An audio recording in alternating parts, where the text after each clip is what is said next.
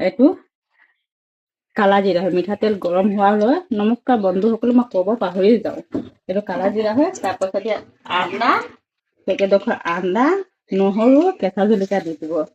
দিয়াৰ পাছত এই বন্ধাকবি আমি পেলাই দিওঁ বাকলিটো, এইটো অলপ ভাজি এই চাটনি বনাই খাব, বহুত ভাল লাগে। সেইটো গৰম গৰম ভাতৰ লগত চৰ্দি লাগিলে ভাল হৈ যায়। ভজাৰ পাছত অলপ নিমখ দি দিব, বেছি নহয়, নিমখ আন্দাজত ভাজিলে আৰু হৈ যাব।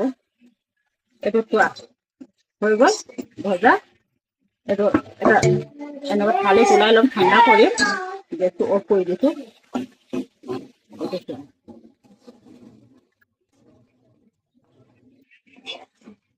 নিমখটো দিয়া আছে, তাৰপাছত পিচি ল'ম, ঠাণ্ডা কৰি পিচি ল'ম।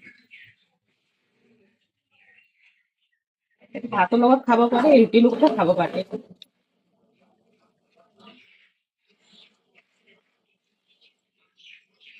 এটা হৈ গ'ল পিচি